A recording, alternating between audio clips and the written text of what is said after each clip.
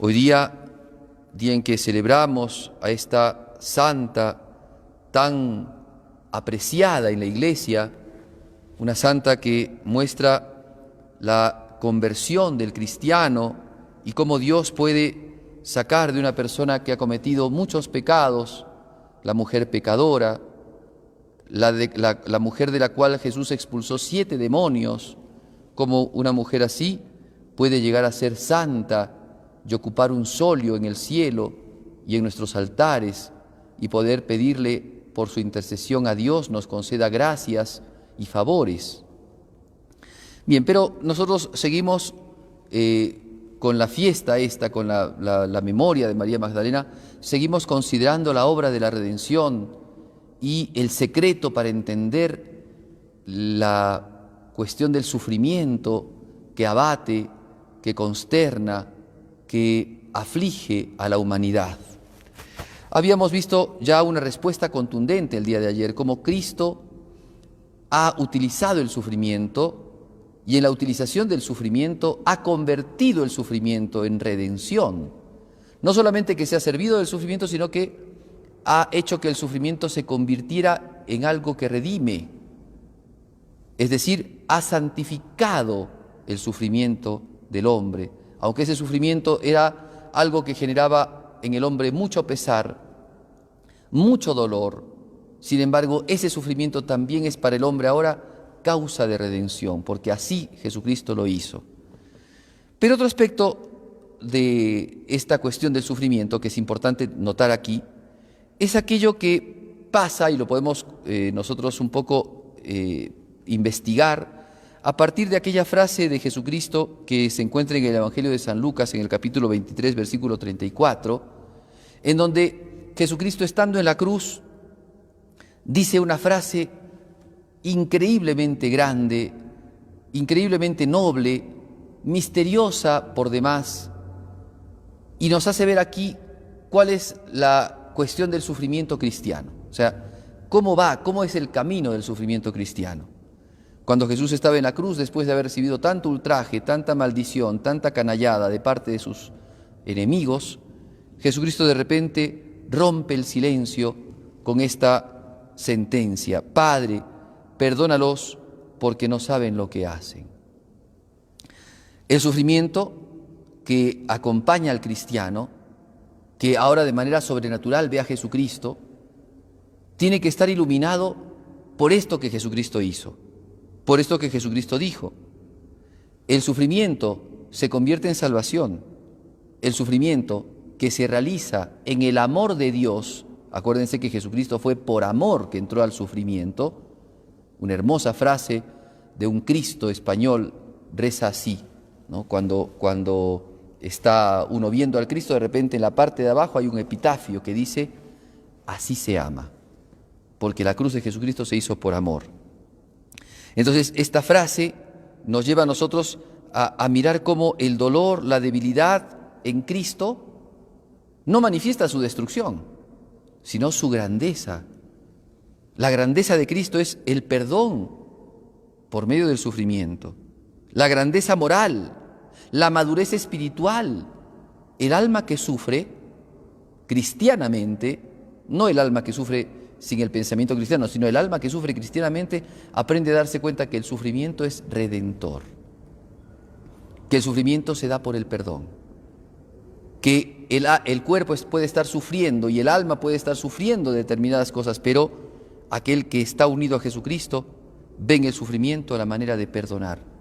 Por eso es que el sufrimiento en el cristiano no genera resentimientos, no genera odios, no genera maledicencias, no genera venganzas, sino que lo que genera el sufrimiento en el cristiano es el perdón.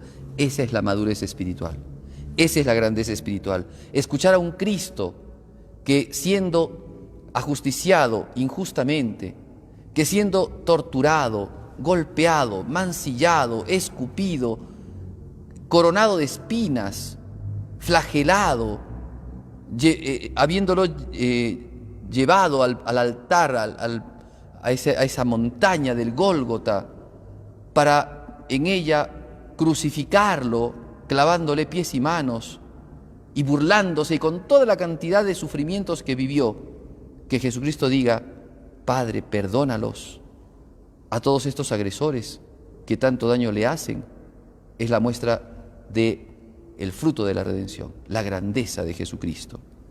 La cruz arranca de Jesucristo no el odio, no la venganza, no la ignominia, arranca de Jesucristo el perdón, el amor que se hizo sufrimiento y el sufrimiento que llegó al perdón, que llevó al Padre a perdonar a sus hijos por Jesucristo. La cruz se convierte entonces en la gloria, porque ya no manifiesta la derrota de Jesús, sino más bien el vencimiento de Jesús. Porque ¿por qué razón Jesucristo está en la cruz? Para derrotar el odio, para derrotar el mal. Y solo se derrota el odio y el mal con el perdón. Por eso es que el alma que sufre unida a Jesucristo no es un alma vengativa, no es un alma que odia, es un alma que sufre y ama, y amando sufre, y en ese sufrimiento descubre también el amor de Dios. Por eso es que la cruz se convierte en fortaleza para el cristiano. No es debilidad, porque ciertamente el sufrimiento causa debilidad, pero es gloria del siglo futuro. La marca de la cruz en el cristiano nos genera la unión con Cristo, y la unión con Cristo, la gloria prometida a los que mueren con Jesucristo. San Pablo entendió esto muy bien. Entendió claramente de que el sufrimiento no lo tenía que llevar a la venganza, a la búsqueda de la derrota del prójimo, sino que se dio cuenta que el sufrimiento lo engrandecía, que la debilidad del sufrimiento lo hacía fuerte.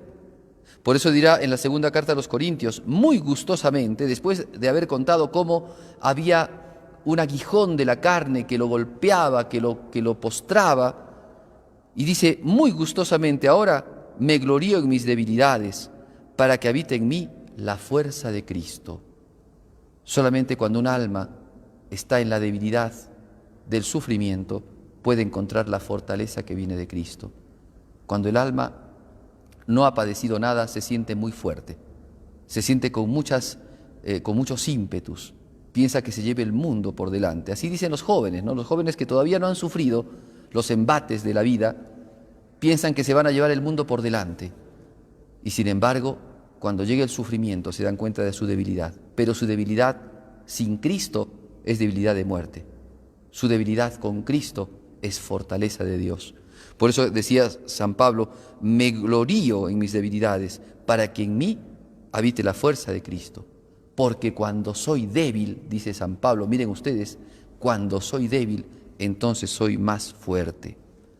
Y también esta otra cita de San Pablo en la segunda carta a Timoteo, 1 versículo 2, le dice a Timoteo: por esta causa, o sea, por el Evangelio, sufro, pero no me avergüenza el sufrimiento, porque sé en quién me he confiado. El que sufre en este mundo, todos sufrimos, pero el que sufre por Jesucristo se da cuenta que su abatimiento, su dolor, su sufrimiento no es por gusto, sino que es un sufrimiento redentor, de unión con el Redentor Cristo, que es el que ha sufrido por nosotros para darnos la vida. Y es un sufrimiento que ayuda al cristiano a crecer en la unión con Cristo, en la muestra de sus debilidades para que se muestre la fortaleza de Dios, y que lo hace crecer, y esta es la otra parte importantísima, lo hace crecer en las virtudes. Cristo nos muestra su amor en la cruz. La debilidad humana es penetrada por la fuerza del amor de Dios y es transformada. Esa debilidad se transforma en fuerza de Dios, en la fuerza que viene a través de la resurrección. Fuerza que lleva al cristiano a vivir las virtudes. Miren lo que dice San Pablo: nos gloriamos hasta en las tribulaciones, sabedores de que la tribulación produce paciencia. La paciencia, una virtud probada. La virtud probada, la esperanza. Y la esperanza no queda nunca confundida, pues el amor de Dios ha sido derramado en nuestros corazones por virtud del Espíritu Santo que se nos ha sido dado. Romanos 5, 3 al 5. O sea que, a consecuencia del sufrimiento, el alma aprende a tener virtudes.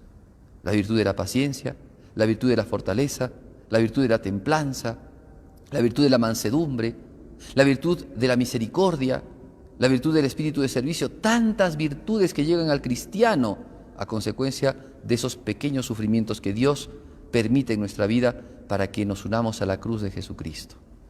Entonces ya entendemos otro elemento más, otra riqueza más que podemos ver aquí a partir del sufrimiento de Cristo ganado para nosotros, del sufrimiento hecho luz en la cruz para nosotros. Las cruces, los sufrimientos no son en vano, nos conquistan las virtudes.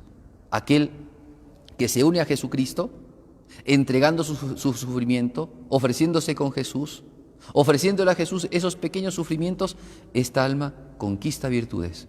La virtud de la paciencia, la virtud de la humildad, la virtud de la fortaleza, la paciencia probada, como dice San Pablo, que después genera la esperanza, y la esperanza que no defrauda, porque en la esperanza es no confiar en las fuerzas de uno que ya lo han vencido, o que ya se han vencido, sino confiar en la fuerza de Dios que nunca falla, que nunca falta.